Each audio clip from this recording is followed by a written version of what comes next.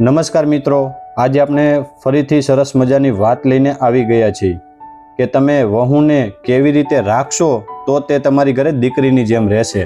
તો વાત ચાલુ કરીએ એની પહેલાં તમને જણાવી દઈએ કે જો તમે અમારી ચેનલમાં નવા છો તો અમારી ચેનલને સબસ્ક્રાઈબ કરી દેજો, બેલ આઇકન દબાવી દેજો, જેથી કરીને અમે અવનવી સ્ટોરી અપલોડ કરી તો તેની લિંક તમને મળતી રહે। તો ચાલો વાત આપણે ચાલુ કરીએ કે આ રીતે વહુને રાખો તો વહુ દીકરીની જેમ રહેશે।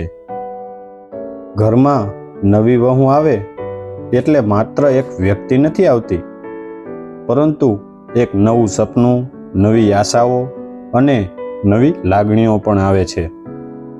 ઘણી વખત સાસુ સસરા ઈચ્છે છે કે વહુ તેમને પોતાની દીકરીની જેમ માને, પરંતુ પ્રશ્ન એ છે, શું આપણે વહુને ખરેખર દીકરી જેવો પ્રેમ અને માન આપીએ છીએ?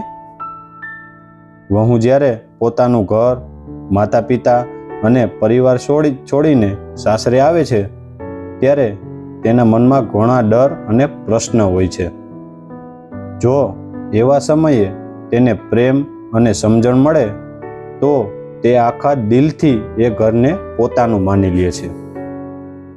વહુને નાની નાની વાતમાં ટોકવાને બદલે તેની વાત સાંભળો, તેની ભૂલો પર ગુસ્સો કરવાને બદલે પ્રેમથી સમજાવો, કારણ કે દરેક વ્યક્તિને નવા વાતાવરણમાં ગોઠવાતા સમય લાગે છે।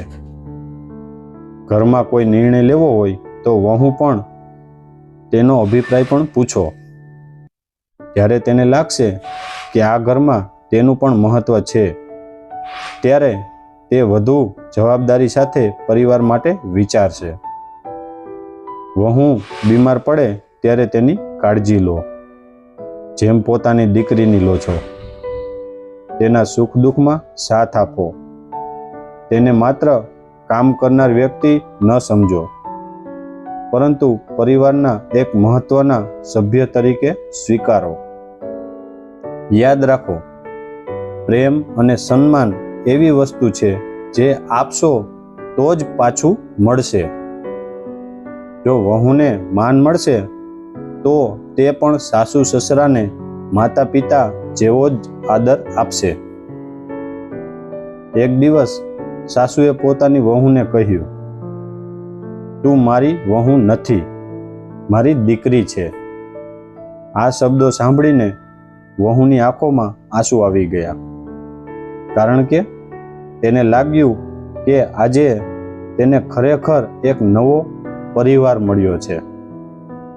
જે ઘરમાં વહુને પ્રેમ, સન્માન અને વિશ્વાસ મળે છે ત્યાં ક્યારેય ઝઘડા થતા નથી, ત્યાં ખુશીઓ વસે છે, સંબંધો મજબૂત બને છે અને આખો પરિવાર સુખી રહે છે।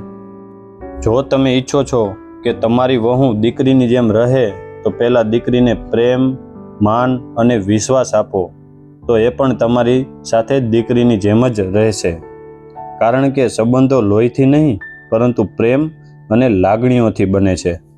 તો મિત્રો, તમને અમારી સ્ટોરી કેવી લાગી કોમેન્ટ કરીને તમારો અભિપ્રાય જરૂરથી આપજો। અને હવે આપણે મળીશું નેક્સ્ટ સ્ટોરીમાં નવા ટોપિકની સાથે। તો આજે આપણે રજા લઈએ, ધન્યવાદ।